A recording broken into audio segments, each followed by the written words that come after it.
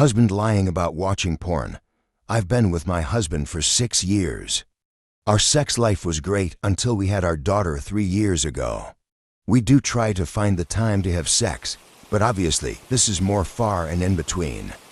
The other problem we have is, my husband has developed a habit of falling asleep on the sofa until the early hours, or actually, never coming upstairs to bed at all. I told him about a year ago that it upsets me that he falls asleep downstairs, and with his complaining of a bad back or sleeping funny on the sofa, I assumed he would be encouraged to come up to bed.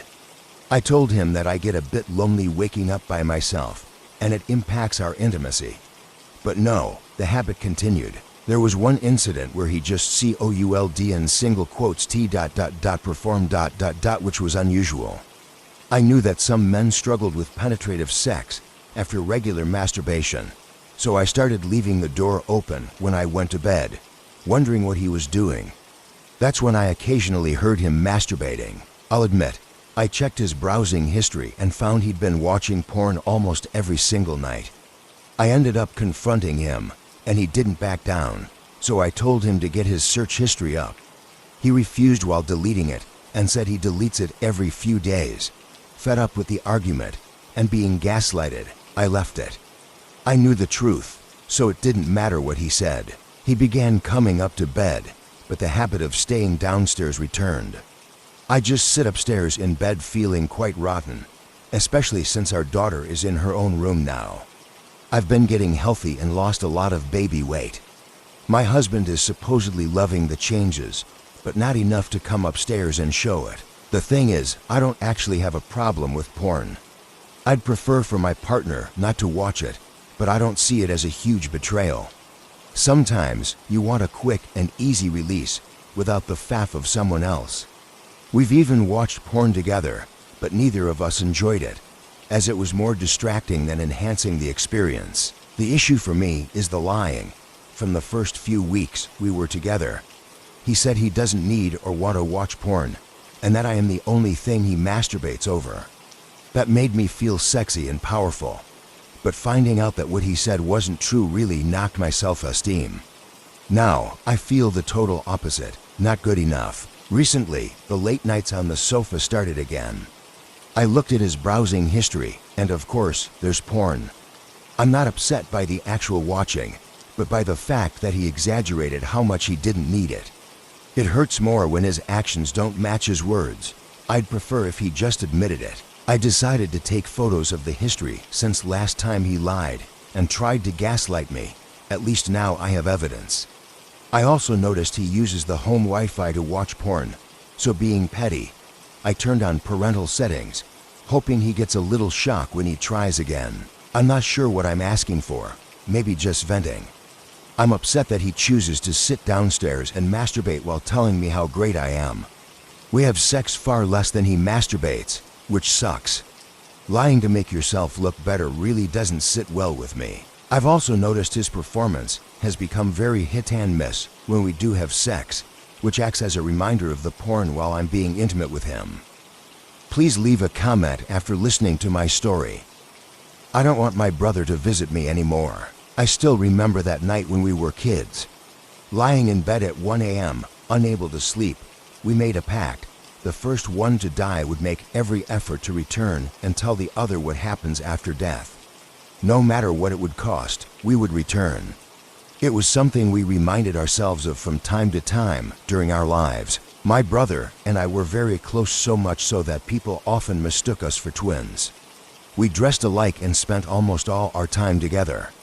We even developed a sense of always knowing what the other was thinking or going to say next. Tragedy struck when my brother died in a car accident. A big part of me felt like it had died too. The overwhelming loneliness was unbearable. He was someone I thought I'd always have with me, and suddenly, he was gone. At his wake, I remembered our pact, but I didn't take it too seriously.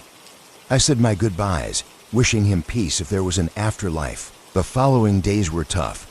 The emptiness was impossible to explain, but deeply felt. Over time, life went on, and though I remembered him occasionally, his presence in my thoughts faded as the years passed. Then one night, something happened. I couldn't sleep and was lying in bed when I felt like someone was watching me. I heard footsteps approaching my bedroom door. Frozen with fear, I watched as the door slowly opened. To my shock, it was my brother, looking exactly as he did when I last saw him. He smiled, but something was off. It wasn't a happy smile. He sat down in the room, staring at me with that unsettling smile.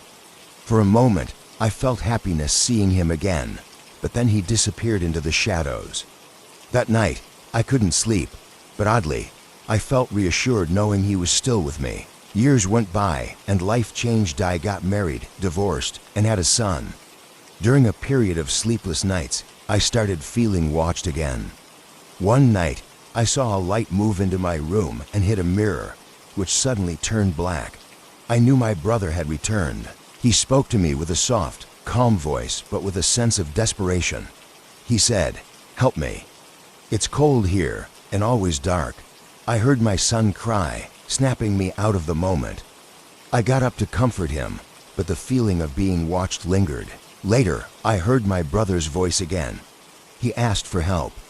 He reminded me of our childhood memories, which made me happy for a moment. But then he asked me to place a coin under my son while he slept. I was scared, but didn't do it. My brother became angry and accusatory, saying, "They are following me." His desperation was clear, but I didn't understand. Some weeks passed before he returned. This time, his appearance was different. He looked older. I was terrified when I saw him, but I felt too weak to move. He talked about our childhood again, but something was off. His voice was emotionless. He asked me to help him by repeating words I didn't understand. I hesitated and eventually stopped. Suddenly, a group of people appeared in the room with him, dressed in different styles of clothing. I wasn't sure if I was hallucinating. My brother moved toward my son's crib and urged me again to help him. I stayed silent. Then I saw his body in the darkness. It was skeletal, with his skin almost transparent. He looked at me, desperate, and begged for help. In a moment of weakness, I placed the coin beneath my son. My brother smiled a smile I'd never seen before and disappeared. Time has passed, but I still remember that look of desperation on his face. Now, when I see my son, I sometimes notice that same smile, and I wonder if my brother ever truly returned or if something else did. Please leave a comment after listening to my story. My brother got married yesterday, and I cried myself sleep about my ex. My older brother met a fantastic woman just a little over a year ago who he married yesterday. They did a small city hall wedding in another country I could not be there with him for. They will have a bigger wedding celebration with everyone at a later date. I am ecstatic for my brother for tying the knot, as he genuinely seems happy now, as he was not in his previous relationship of 18 years. I was in a relationship for 8 years previous to my current partner of 2 years. I met my ex when I was 20, and we loved each other a lot. Things eventually fell apart due to differences in life views and values. I thought I was going to marry my ex and have a family with him. My ex did not want a family, which I was okay with, but I always felt a sadness that he never proposed to me. I've moved on with my current partner, whom I love so much. He's 37 and I'm 29. We live in a rental together and have a nice life together. We have discussed how we both would like to get married and have a family someday. I fell asleep crying yesterday, feels dread and sadness, and thinking about my ex. My current partner kept asking what was wrong. He acknowledged that perhaps there's a lot of emotions with my brother getting married. I told him I didn't know how I felt at the moment. It was late, and I didn't know what to say to him. I think I feel a dread that I let so much time pass with my ex, trying to make things work, and now I'm approaching my 30s, and I don't see any signs that my current partner wants to propose.